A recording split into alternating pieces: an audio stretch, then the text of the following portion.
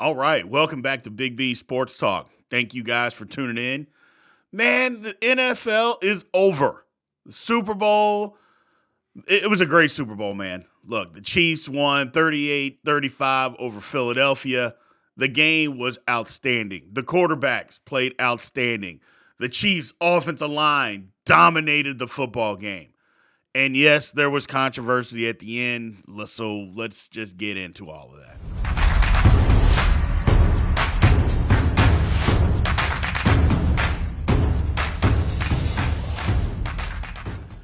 So first off, congratulations to the Kansas City Chiefs.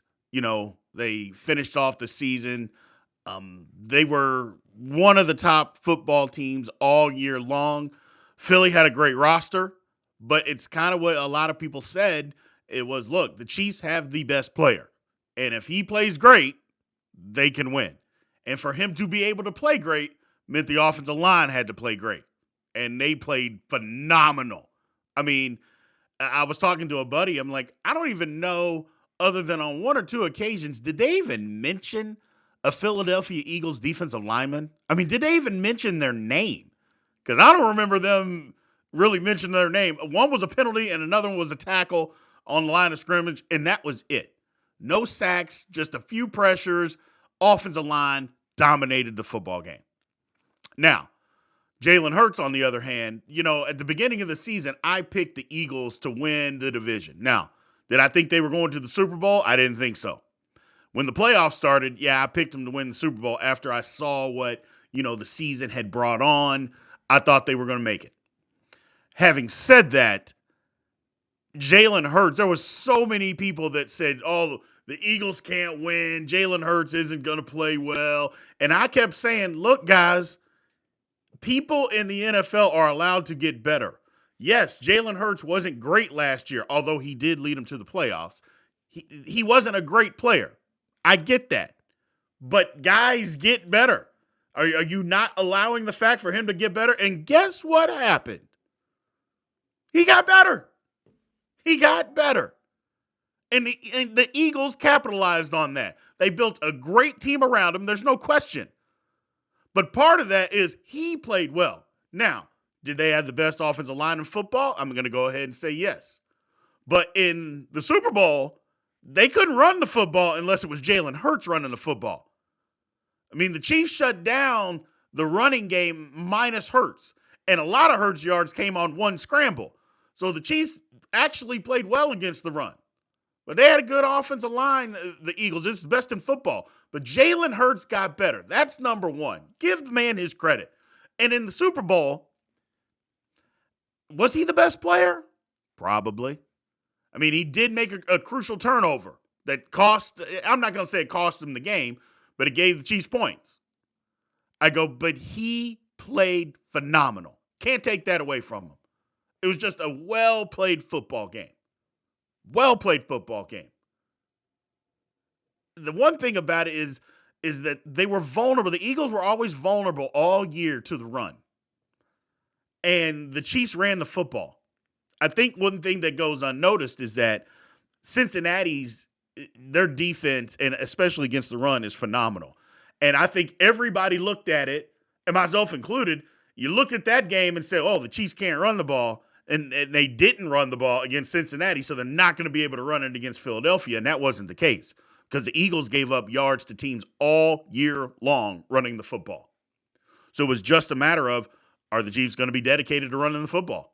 And they were, and they ran it. When they wanted to run it, they ran. I mean, they averaged 6.1 yards per carry. I mean, Jiminy Christmas. I mean, they're just lining up and doing whatever they want. And so when you look at stats, that's a key stat. They didn't have to throw the ball for 350 yards. Heck, they only had the ball for 25 minutes. I mean, Philadelphia owned the time of possession. But part of that is when you have a 17-play drive and you only get a field goal out of that, that usually will come back to bite you. And it did. And it did. Hats off to the Chiefs offensive line, though. I can't stress that enough, man. They played outstanding football. But let's get into the elephant in the room. The penalty at the end of the game. Look, I am under I guess let's just say a penalty is a penalty is a penalty. If it comes in the first second of the game or the last second of the game, if you commit the penalty, throw the flag. Do we like it? Did I like it? Absolutely not. I hated it. I thought, let them play. And they had been letting them play. They had been letting them play, which is another conversation why people get so frustrated with officials because they're so inconsistent. Having said that, a penalty is a penalty is a penalty. Throw the flag. The reason that I didn't like it so much is because, number one, it had no impact on whether that pass was going to be completed or not. Now, I know people are going to say, well, he threw it away because, he wasn't open. He was being held. Come on, man. That ball was 15 yards away from Juju. He wasn't catching it. And he didn't throw it away because of that. He wasn't open. Now, you could say he wasn't open because he was getting held or he got grabbed or whatever the case may be.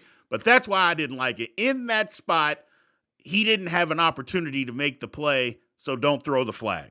Number two, you hadn't been throwing them all game long.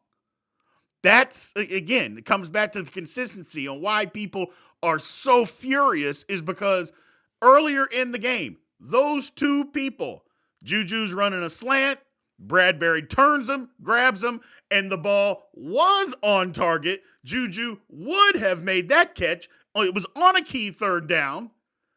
And then it was plain as day. He grabbed the back of his arm, turned his body. He couldn't go make the catch. Officials are right there. I mean, it's plain as day. It wasn't covered up. It was right in the middle of the field. No call. No call. So if you're not going to call that one, why would you call this one? And again, both plays are penalties.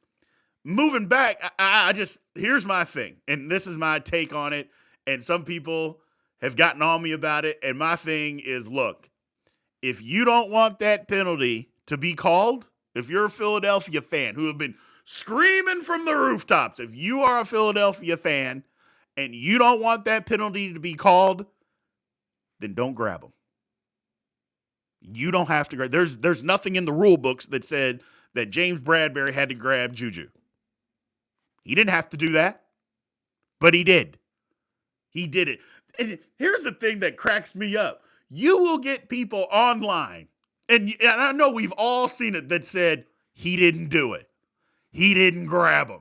He only put a hand on him. I'm like, is this what we've come to? That we will literally just lie, just flat out lie to be right. That we will make up stuff. I say it to people in the chat room all the time on Facebook. Stop lying to try to be right.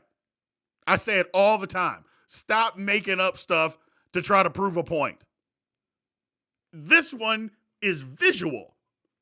Everybody saw him grab him, pull his jersey. Whether you think it was egregious or not, whether you think he should have or it was a penalty or not, he did it. Another thing that comes to mind when it comes to this, he admitted it. And I said it right when it happened. I was watching the game, over my wife yelling and screaming about it. But I'm watching the game, and I said, oh, yeah, it's a penalty. I go, look, he's not even complaining. He didn't even put up a fight.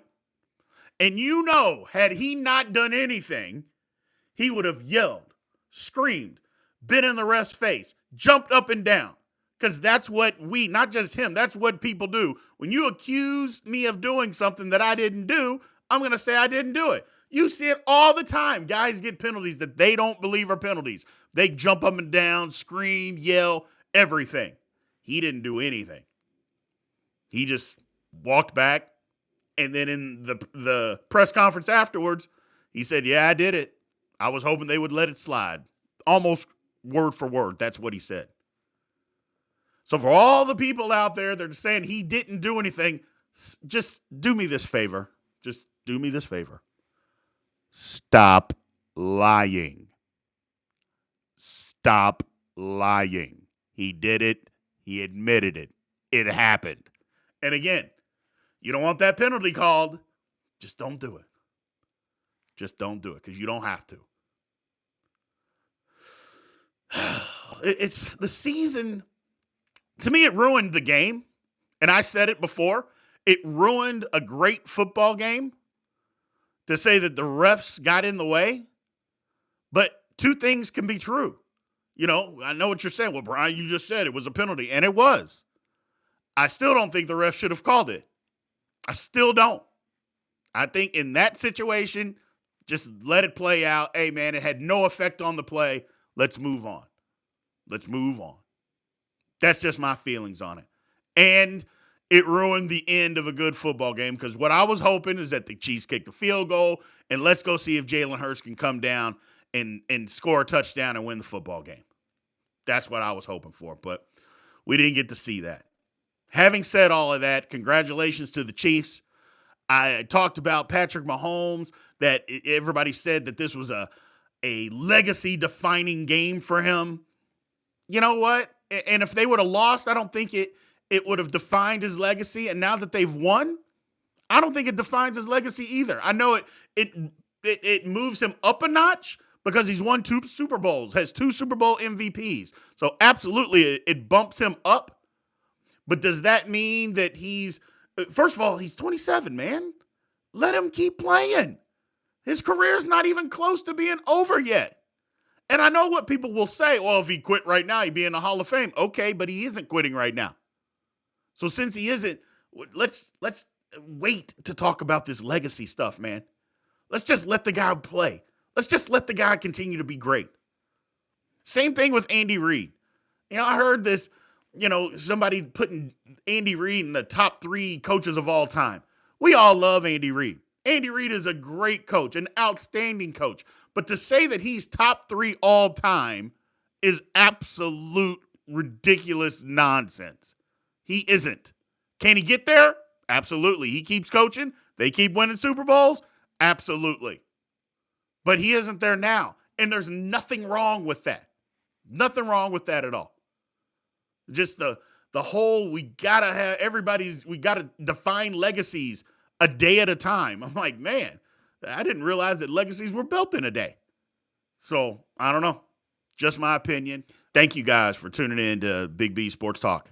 I appreciate it. Again, as always, hit the like, subscribe button, comment on the video, share the video, spread the word. We're around. We're going to be around, man. We're just getting started with this stuff. So I appreciate all your support. Thank you.